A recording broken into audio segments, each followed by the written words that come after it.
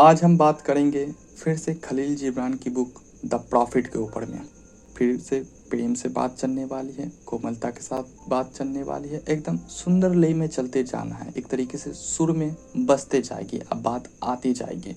पहला पार्ट बना चुके, तुम जाके हो सकता है तो देख सकते हो, जिसमें शादी के बारे में बात किए हुए हैं, प्यार के बारे में बात किए हुए हैं, बच्चे के बारे में बात कर चुके हैं, खाना पीना के बारे में बात कर चुके हैं। हो सकता है तो जाके तुम पहला पार्ट देख लेना। तो इसमें आज हम बात करने वाले फिर से प्रेम भाव से, प्रेम बड़े शब्दों में एकदम से प्रॉफिट तुमसे खुदा इस बार खुद बात करने वाला है, एकदम प्रेम रस से बात करने वाला है। तो आज बात करेंगे छठे से लेके चलेंगे कि आज बात करेंगे काम के ऊपर में कि काम क्या होता है, और खुशी और गम के ऊपर में बात करेंगे कि ये भी चीज़ क्या होता है, और बात करेंगे घर के बारे में कि घर कैसा होना चाहिए, घर कैसा होता है, और बात करेंगे कपड़ा के बारे में कि कपड़ा कैसा ज़रूरी है या नहीं है, उस पर विचार जानेंगे। और लास्ट में बात करेंगे खरीदने के ऊपर में और बेचने के ऊपर में कि क्या विचार है खलील जिब्रान का। सुंदर बड़े शब्द, अच्छे शब्द को देखेंगे। तो वीडियो को स्टार्ट करते हैं। एक किसान खड़ा होता है और पूछता है कि आप हमें काम के बारे में बताइए कि काम है क्या और काम कैसा होना चाहिए। तो कहते हैं कि तुम इसलिए काम करते हो ताकि तुम धरती और उसकी आत्मा के साथ चल सको। अगर तुम काम करते रहते हो, चाहे काम करते हो, तो तुम धरती की आत्मा के साथ चलोगे। अगर कोई व्यक्ति काम नहीं करता है तो वो मौसमों से दूर हो जाता है और जिंदगी के उस काफिले से बाहर हो जाता है जो शान से और निर्मलता से आनंद उठा रहे हैं और काम कर कर के अपने जीवन के खुशी पल को और बढ़ा रहे हैं और अच्छे से जी रहे हैं जो काम कर रहे हैं।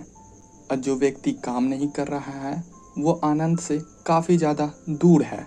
जब तुम काम करते रहते हो तब तुम एक बांसुरी बन जाते हो जो दिल से बजती रहती है, फुसफुसी आवाज़ में, जो संगीत की तरह तुम बोलते हो। उसी तरीके से काम भी तुम्हारा बोलते रहता है और बजते रहता है, जैसे बांसुरी का सुर जो बजता है।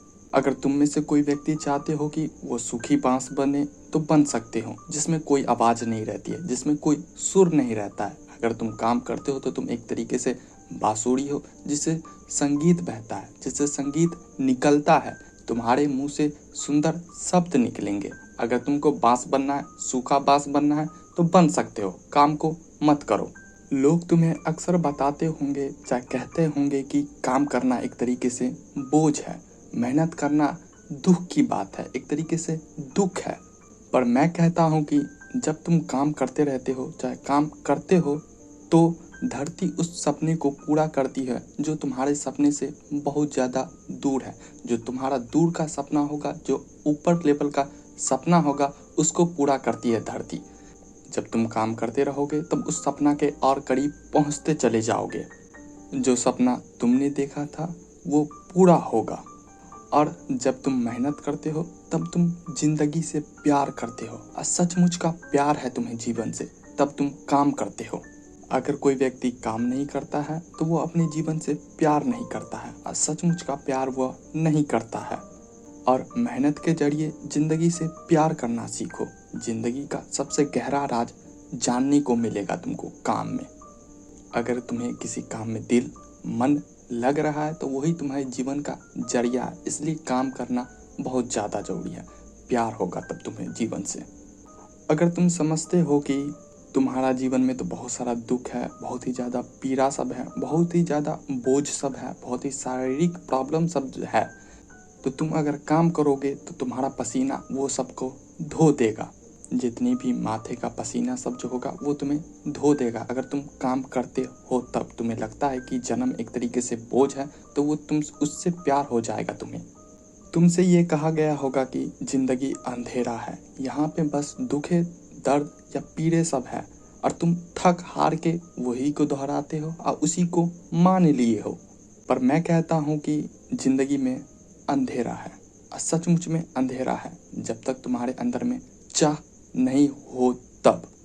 हर एक चाह अंधी है जब तक उसमें ज्ञान ना हो, और हर ज्ञान बेकार है जब तक उसमें काम ना हो, और हर काम खाली है जब तक उसमें प्रेम ना हो।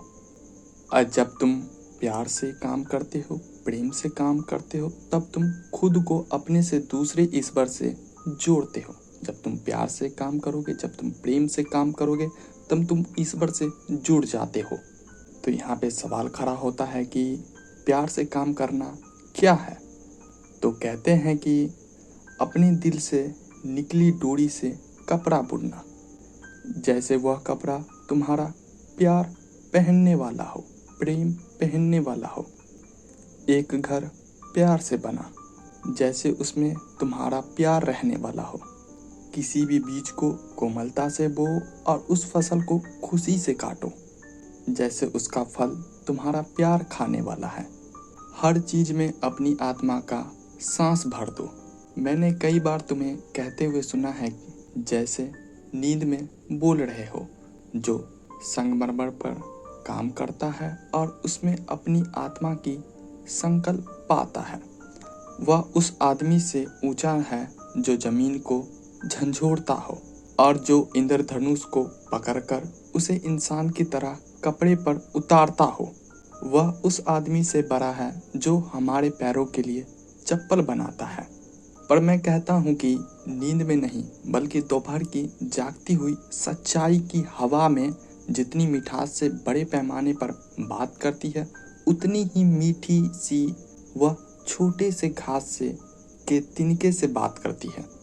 और वही इंसान बड़ा है जो हवा की आवाज़ को अपने प्यार से गीत बना दे।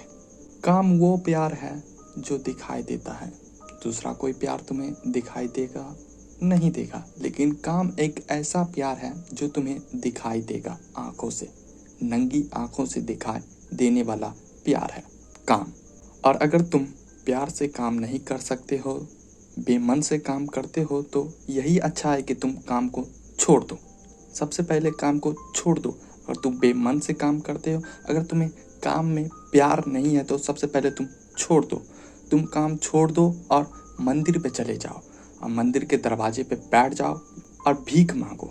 और जो व्यक्ति प्यार से काम करता है, मन से काम करता है, उससे भीख लो तुम। वो जो खुशी से दे रहा है, तुम उससे भीख लो। क्योंकि अगर तुम बिना माटी से रोटी बनाते हो तो वह कड़वी रोटी होती है, जो इंसानों का भूख को आधा ही मिटाती है। और अगर तुम अंगूर को दबाने में बुराई मानते हो तो तुम्हारी वो सोच शराब में बदल देगा। यहाँ पे कहते हैं कि अगर तुम अंगूर खाते हो तो बेस्ट है, वो अच्छी बात है, लेकिन अगर तुम उसे दबा के, तुम्हारी गंदी सोच है, तुम्हारी भद्दी सोच है, तो तुम्हें मालूम होगा कि अंगूर से शराब बनाता है, अब बनता है, तो तुम शराब में बदल दोगे। अगर तुम्हारा काम में मन नहीं रहेगा, जब तुम्हारा मन बुरा रहेगा, चाहे क्रोधित रहेगा, तब तो एक महिला मित्र खड़ा होती है और पूछती है कि आप हमें गम के बारे में बताइए और खुशी के बारे में बताइए। तो कहते हैं कि तुम्हारी खुशी ही तुम्हारा गम है, जो अब बिना नकाब का है। वही कुआं जहाँ से तुमने हंसी उठाई है, वहीं पहले तुम्हारा आंसू से भरा हुआ था। यहाँ पे कहते हैं कि जहाँ से जो कुआं से तुम पानी लेके आए हो, वो पानी कुछ और नहीं, वो तुम्हारा गम ही था। जो आंसू जो था वही है, और उसी को तुम अब उठा के लाई हो पानी को, तो अब तुम खुशी बोल रही हो, अब प्यार बोल रही हो, और जो भी कुछ चोचलेपंती, हैप्पीनेस। मतलब सीधा सीधी ये है कि जो तुम्हारा गम है वही खुशी है, और वही जो खुशी है वही गम है। आगे देखते हैं। और जितना गहरा, जितना बुरा एक्सपीरियंस होगा, जितना बड़ा गम होगा, उतना बड़ा खुशी महसूस तुम कर सकते हो। इसलिए जितना दुखी रहोगे तुम जीवन में, जितना डिप्रेस रहोगे, बहुत हाई चांस है कि तुम उतना ही ज़्यादा खुशी को, हैप्पीनेस को महसूस करते हो। जितनी गहराई में तुम गम को महसूस किए होगे, उतनी ही गहराई में तुम खुशी को भी महसूस करोगे। क्या वह प्याला नहीं जिसमें तुम शराब भरते हो, वही प्याला जो कुम्हार की आग में जलाया गया था? और क्या वह बाजा नहीं जो तुम्हारी आत्मा को शांति देता है? वही चाकू जिससे तुमने लगड़ लगड़ कर पेड़ को खोखला किया था। जब तुम खुश हो तो अपने दिल की गहराई में जाके देखो। जितनी खुशी रहो उतनी तुम अपनी दिल की गहराई में जाके देखो, तुम पाओगे कि वही चीज़ जिसमें तुम्हें गम मिला था, दुख का सामना किए थे, वही चीज़ आप तुम्हें खुशी देती है। तुम देखो कि तुम उसी के लिए रो रहे हो जिसके लिए तुमने कभी बहुत ज़्यादा खुश हुआ था। जैसे कि तुम एग्ज़ाम में सोचे थे पास हो जाएंगे तो उसके बाद मज़े मज़े रहेगा, तो ये पहले सोच ली कि हाँ इसके बाद मज़ा होगा, उसके बाद फिर दुख आ गया। रिलेशनशिप में थे उतनी घड़ी खुशी खुशी था, मज़े मज़े था, बुतनी करता, उसके बाद रोना सब। यही कि जिसके कारण तुम खुश हो उसी पे दुखी होगे, बुतनी करता ना, जो दुखी है वही तुम्हें खुशी का कारण भी होगा। तुम में से कुछ लोग कहते हो कि खुशी गम से बड़ी है और कुछ लोग कहते हो कि नहीं, गम ही सबसे बड़ा है। लेकिन मैं कहता हूँ कि ये दोनों अलग नहीं है, ये दोनों एक ही हैं, जैसे सिक्का के दो पहलू। ये दोनों साथ साथ ही आते हैं। जब तुम्हारे साथ एक बैठा हो तो दूसरा वाला तुम्हारे साथ बिस्तर पे हो। देखो कि खुशी तुम्हारे पास है तो बिस्तर पे जरूर दुख रखा होगा, और नहीं तुम्हारे पास दुख है तो बिस्तर पे जरूर जाके देखो तो वहाँ पे खुशी रखी होगी। सचमुच में तुम एक तरीके से तराजू की तरह हो, कभी एक तरफ गम है एक तरफ खुशी। कभी इधर ज़्यादा होता है तो तुम ज़्यादा दुखी हो जाते हो, और कभी इधर ज़्यादा होता है तो इधर ज़्यादा तुम खुशी हो जाते हो। जब दोनों तराजू खाली हो, शांत हो, तभी तुम रुके हो सकते हो। जब दोनों तराजू बराबर पे होंगे तब। जब खजाना तौलने वाला तुम्हें उठाता है ताकि सोना या चांदी या हीरा सबको भी तौल सके, तब तुम्हें खुशी होता है, अगम होता है। अगम खुशी होबे करेगा भूतनी का नेतन, जब तुम्हें सोनेदार वाला, जब खजाने वाला व्यक्ति, जब राजा तुम पे सोना चांदी तौलेगा, तब ऊपर नीचा तुम्हारा गम खुशी करबे करेगा। यही जीवन है। तो एक राजमिस्त्री खड़ा होता है जो टेंडर सब लेता रहता है, जो घर जो बनाता है वो खड़ा होता है और पूछता है कि आप हमें घर बनाने के बारे में बताइए। तो कहते हैं कि शहर की दीवारों के अंदर घर बनते हैं, पहले अपनी सोच से जंगल में झोपड़ी बना लो। जैसे शाम को तुम घर लौटते हो वैसे ही तुम्हारे अंदर का मुसाफिर घर लौट आता है। वह जो हमेशा दूर रहता है और अकेला रहता है, तुम्हारे घर के तुम्हारा बड़ा शरीर है। जो ज़्यादातर समय अकेला रहता है और जो ज़्यादातर समय अकेला चाहे लॉनली महसूस करता है, तो वही तुम्हारा बड़ा शरीर है, वही तुम्हारा रियल हाउस है। वह सूरज में बढ़ता है और रात की शांति में सोता है। हाँ, और वो सपना भी देखता है। मुझे बताओ कि क्या तुम्हारा घर सपना नहीं देखता?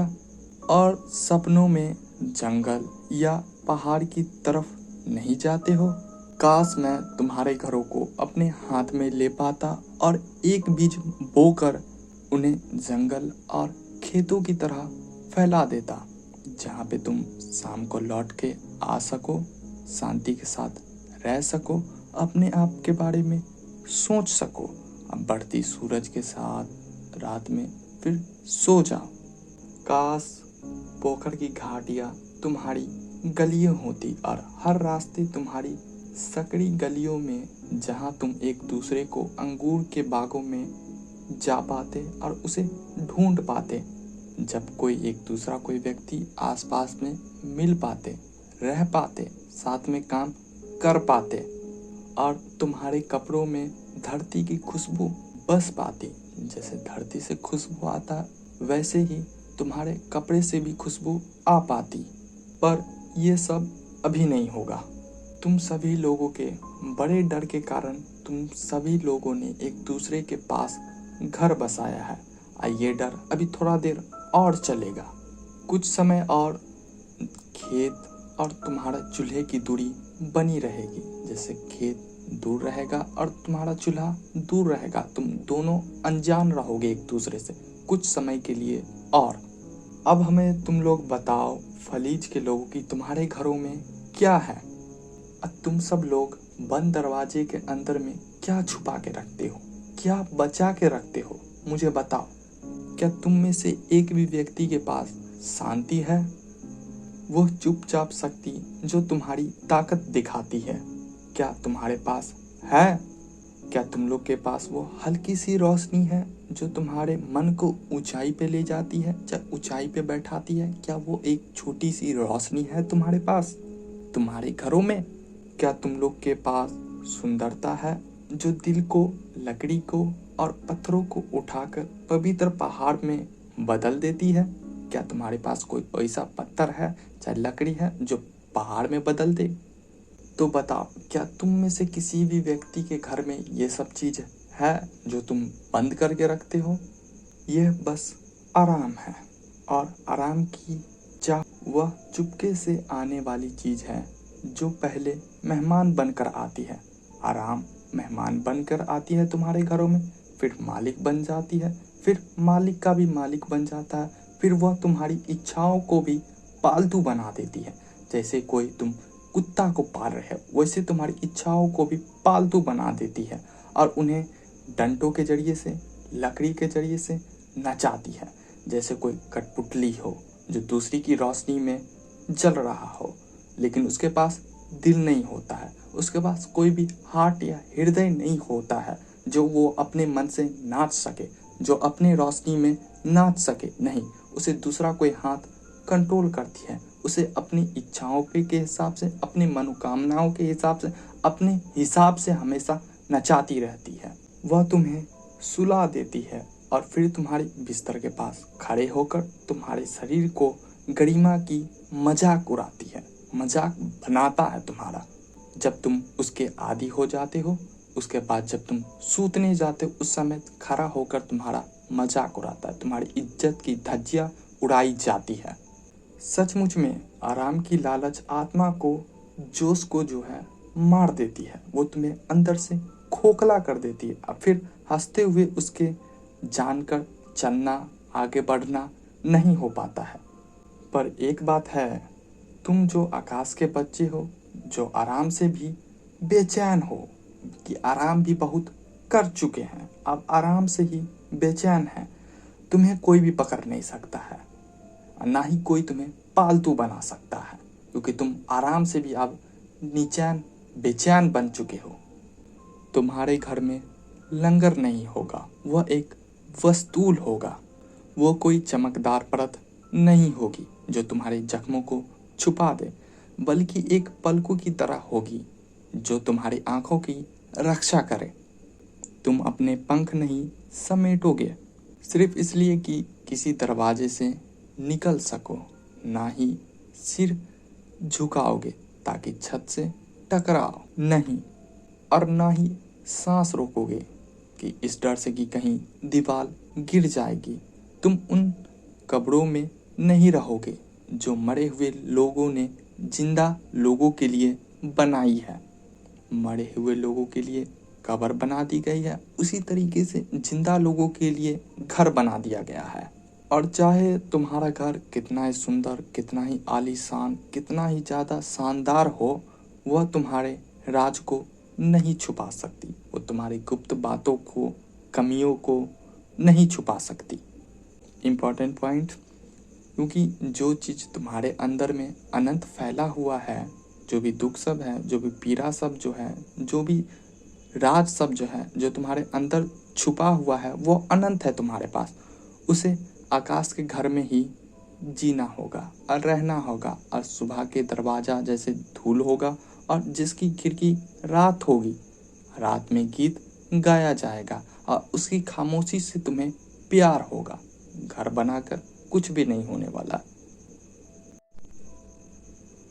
तो एक कपड़ा बुनने वाला और कपड़ा बनाने वाला व्यक्ति खड़ा होता है और वो पूछता है कि आप हमें कपड़ा के बारे में बताइए। तो वो कहते हैं कि तुम्हारे कपड़े तुम्हारी सुंदरता का बहुत बड़ा हिस्सा जो है वो छुपा लेती है। जो तुम कपड़ा पहनते हो, जो भी वस्त्र जो पहनते हो तुम, वो तुम्हारी सुंदरता को ढक लेती है, छिपा देती है। जैसे कोई कछुआ अपने शरीर को छुपा लेता है, लेकिन वो कपड़ा तुम्हारी सुंदरता सबको जो है, तुम्हारी ब्यूटी सब जो है, उसे तो छुपा लेती है, लेकिन तुम में जो बदसूरती बची हुई है, बुतनी का नेतन, जो गंदी चीज़ें हैं, उसे वह नहीं छुपा पाती है तुम्हारा कपड़ा। तुम कपड़े में अकेलेपन की आज़ादी खोजते हो कि कहीं मुझे आज़ादी मिल जाएगी इस कपड़ा में, लेकिन कई बार वही कपड़े जंजीरें बन जाती है, जो जिसमें तुम आज़ादी खोजते हो कि इसमें हमको स्वतंत्रता मिलेगी, इसमें हम मज़े से रह सकते हैं, वही जंजीर बन जाती, वही तुम्हें और बांध देती है कि इस तरीके का नहीं, इस तरीके का पहनना, ये ट्रेंड को नहीं, इस ट्रेंड का पहनना, इस कल्चर का नहीं, इस कल्चर का पहनना, ये जंजीरें बना देती है तुम्हें आज़ादी नहीं मिलता है कपड़ा से, अकेलापन रहबे करेगा। काश तुम सभी लोग सूरज से और हवा से मिल सको और तुम्हारी त्वचा जो है, तुम्हारी स्किन जो है वो भी मिल सके, ना कि तुम्हारा वो कॉपर का चाहे कोई भी फलाना ढिमकाना किस्म का जो कपड़ा पहने हो वो तुम सूरज से और हवा से संपर्क करती है, तुम्हारा शरीर नहीं, तुम्हारी त्वचा नहीं। क्योंकि जिंदगी की सांस धूप में है और जिंदगी का हाथ हवा में।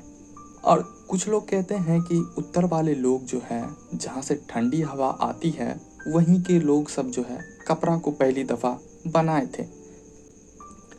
लेकिन उस कपड़ा की करंग घा शर्म थी और उसके धागे शरीर को और कमज़ोर बना देती थी। और जो उत्तर लोग वाले व्यक्ति थे, जहाँ से ठंडी हवा आती थी, वहाँ के लोग जब कपड़ा को बना लिए तब वो सभी लोग जंगल में बैठकर हंसते थे कि हाँ, अब हम इंसान को बचाएंगे। किससे? सूरज से और हवा से। मत भूलो, शर्म का मतलब है बुरे नज़र वाले की नज़र से खुद को बचाना। और जब ऐसा लोग ही नहीं रहेंगे तब शर्म बस एक जंजीर बन जाएगी जो मन को गंदा करती रहेगी। और ऐसे लोग जब नहीं रहेंगे तब शर्म एक जंजीर बन जाएगी जो मन को और भी तुम्हें गंदा कर देगा।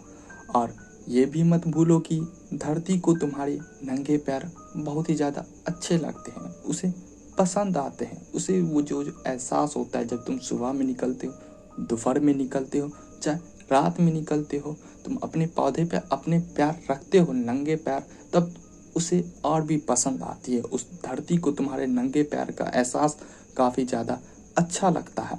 और जब हवा चलती है तब तुम अपने बाल खोले रहते हो तो उस समय हवा तुम्हारे बालों के साथ खेलती है, वो भी एक तरीके से अच्छा लगता है। इसलिए रेशम की डोरे डालने छोड़ो, रेशम की डोरे डालना या पहनना छोड़ दो। थोड़ा अपनी त्वचा को, अपनी स्किन को नेचर के साथ घुलने दो, मिलने दो, उसे खेलने दो। तो एक व्यापारी आदमी खड़ा होता है, बिजनेसमैन आदमी, करोड़पति आदमी खड़ा होता है और पूछता है कि आप मुझे बाइंग और सेलिंग मतलब खरीदने और बेचने के बारे में थोड़ा सा जानकारी दीजिए, थोड़ा सा उसके बारे में बताइए। तो वो कहते हैं कि धरती तुम्हें अपने फल हमेशा देती रहती है, किसी न किसी रूप में, कभी न किसी रूप में धरती तुम्हें हमेशा अपने फल देती रहती है। अगर तुम्हारे हाथ जानते हैं कि कहाँ से फल उठाना है, चाहे कहाँ से फल मिलता है, तो तुम्हारा हाथ कभी नहीं खाली होने वाला है और तुम्हें कभी भी कमी नहीं पड़ने वाली है उस दुनिया में, क्योंकि धरती तुम्हें हमेशा फल अपने देती रहती है, चाहे किसी न किसी रूप में क्यों ना हो। और धरती का देना ही एक तरीके से देन लेन करना ही तोहफा है, वो तुम्हें हमेशा भरपूर देगा कभी। और जितना देता है उसमें तुम संतुष्ट रहो, सेटिस्फाइड रहो कि हमें इतना प्राकृतिक, चाहे हम नेचर दे रही है, हमेशा देन लेन वो तुमसे करती रहती है। और अगर ये देन लेन जो है प्यार से ना हो, चाहे इंसान से ना हो, तो ये इंसानों को लालची बना देती है कि हमें और चाहिए, और दूसरे का वो छीनने लगते हैं और कुछ को भूखा छोड़ देते हैं अपने लालच के कारण कि मुझे सबसे ज़्यादा चाहिए। हम व्यापारी आदमी हैं, मैं बिजनेसमैन आदमी हूँ, तो मुझे हक बनता है कि मैं ज़्यादा रखूँ और दूसरे को भूखा छोड़ दूँ। जब बाज़ार में, समंदर में, खेत और अंगूर के बागों में काम करने वाले से मिलने जाओ, या किसी भी बुनकर से, चाहे किसी भी कुम्हार से और मसाले वाले से जो मसाला को बांधता है, जो घरों और को बनाता है, जो धरती की आत्मा को रखता है, चाहे धरती को धरती बनाता है, तब उसके बाद तुम धरती की आत्मा को बुलाओ ताकि वह तुम्हारे बीच आए, तुम्हारे बीच में बैठे रहे और तुम्हारे तौल को, हिसाब को पवित्र कर सके, तुम्हारे सामानों को और भी पवित्र बना सके और भी अच्छा कर सके। जहाँ पर एक चीज़ को दूसरे चीज़ों से तौला जाता है। और ऐसे लोगों को अपने ग्रुप का, चाहे अपने समूह का हिस्सा मत बनने जो, जिन्हें के हाथ खाली हैं, जो तुम्हारे पास कुछ लेकर नहीं आते हैं।